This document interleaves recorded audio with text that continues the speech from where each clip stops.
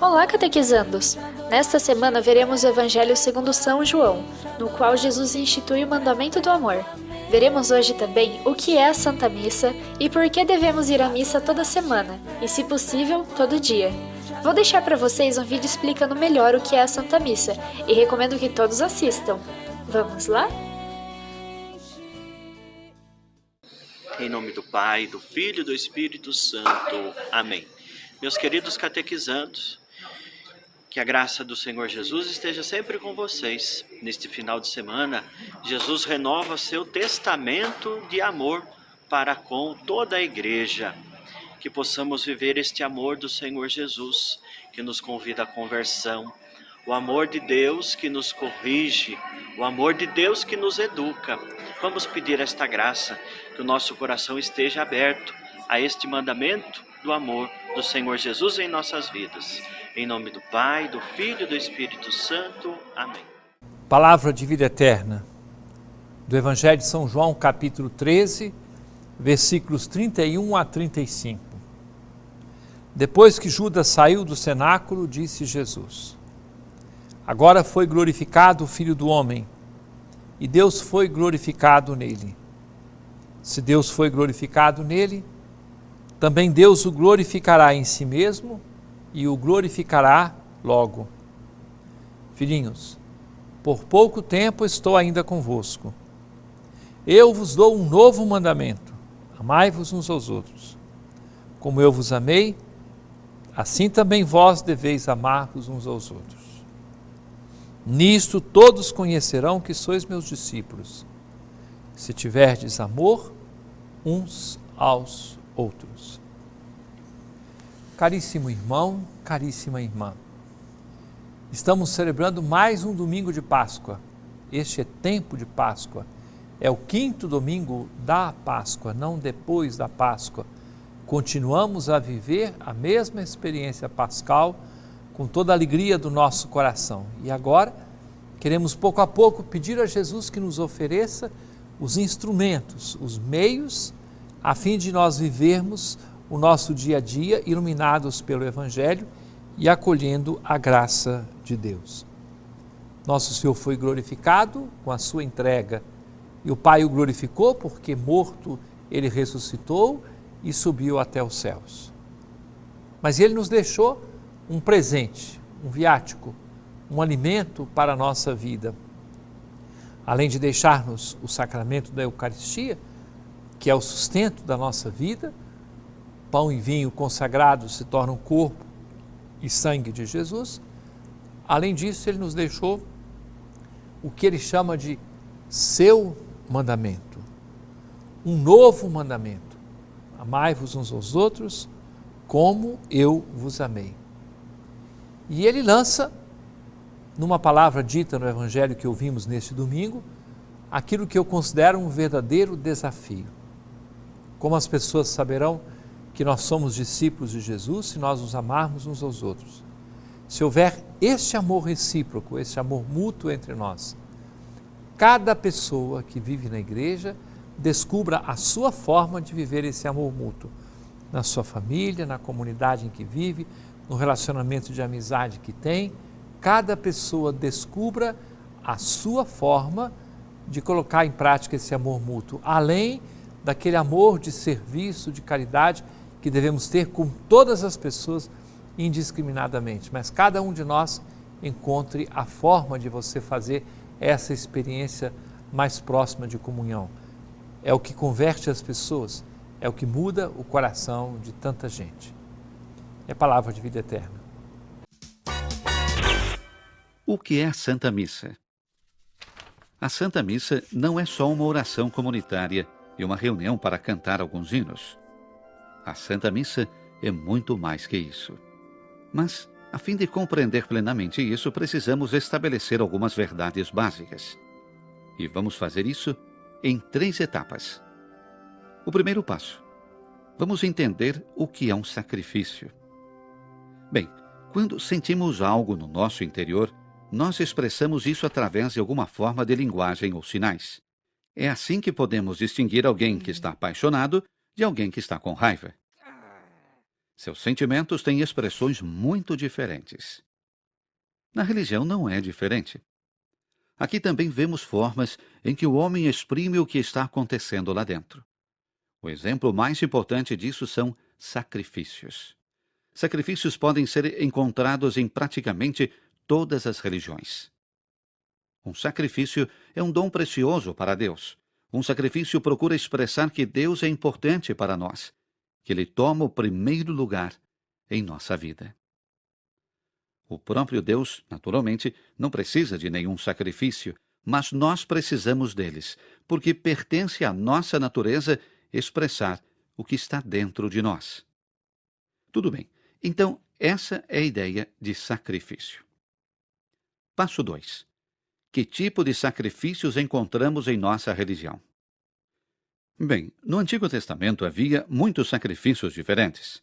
Por exemplo, o sacrifício de Abel, de Abraão ou de Melquisedeque. E depois houve todos aqueles sacrifícios solicitados pela lei de Moisés.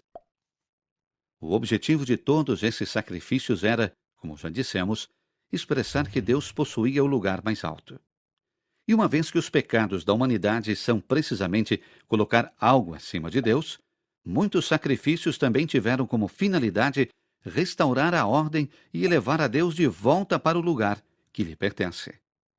Tais sacrifícios, portanto, tinham um caráter expiatório que visa a expiar ou compensar os pecados. Isso é o sacrifício no Antigo Testamento. No Novo Testamento encontramos também um sacrifício, mas apenas um, o oferecido por Jesus na cruz. Na cruz, ele deu a sua vida em expiação dos pecados da humanidade. Sua obediência amorosa supera a desobediência sem amor do homem pecador. Pelo seu sacrifício, Cristo restaura a ordem e a relação entre Deus e o homem. Agora, porque o sacrifício de Jesus é absolutamente perfeito, outros sacrifícios não são mais necessários. Seu sacrifício é o principal e o único da nova aliança. Tudo bem. Agora, entendemos o que é um sacrifício e quais sacrifícios existiam, e que o sacrifício de Jesus é tão perfeito que não são mais necessários outros sacrifícios. Vamos passar para o ponto 3. A maioria das pessoas tem uma noção básica do que é a Santa Missa. Mas parece que só algumas notam que ela é tradicionalmente conhecida como o sacrifício da missa. Espere, não acabamos de dizer que após o sacrifício perfeito de Cristo, outros sacrifícios não eram mais necessários ou mesmo legítimos? Certo, mas não entendemos o sacrifício da missa como se fosse um novo sacrifício, mas porque a Santa Missa, o único sacrifício de Cristo, se torna presente para nós.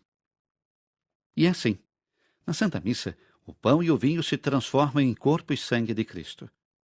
Jesus, então, está realmente presente sob as aparências do pão e do vinho. Isto é chamado, como já sabemos, a presença real. Mas o pão e o vinho na missa são consagrados separadamente. Assim, na ordem do sinal, o corpo e o sangue de Jesus são separados um do outro na consagração. Agora, na vida humana, quando um corpo se separa de seu sangue, isso significa a morte. E da mesma forma, na missa, quando o corpo e o sangue de Jesus são feitos presentes separadamente um do outro, esse ato significa sua morte. O que está acontecendo na missa é uma representação sacramental da morte de Cristo na cruz. É claro que Jesus não sofre novamente.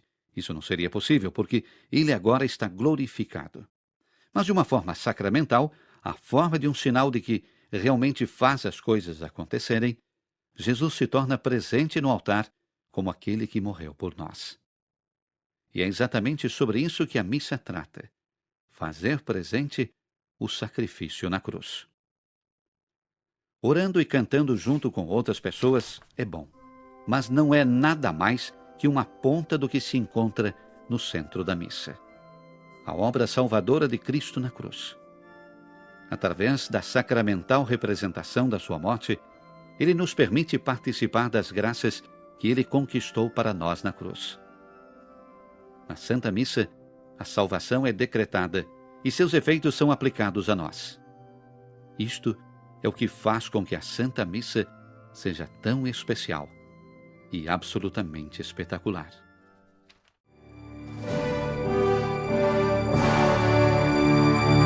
No Resposta Católica de hoje, gostaríamos de responder a pergunta do Humberto.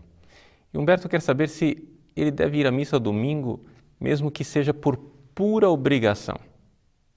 Bom, Humberto, trata-se aqui de nós compreendermos qual é o funcionamento da nossa alma, como é que nós realmente podemos prestar culto a Deus. Você deve sim ir à missa, mesmo que isso pareça má vontade, mesmo que seja por obrigação. Por quê? Porque na realidade nós não somos anjos, nós somos seres humanos. E os seres humanos, nós têm alma e corpo. Ora, é necessário que a nossa alma comande o corpo, mesmo que os sentimentos do corpo não estejam colaborando. É como se fosse um pai que leva o filho à missa. Ou seja, a alma é o pai, o filho é o nosso corpo. O corpo está esperneando, ele não quer ir, mas a alma precisa colocar um ato de vontade positivo. Então, vamos entender um pouco as funções da alma para entendermos como é que realmente deve ser a nossa vida com Deus.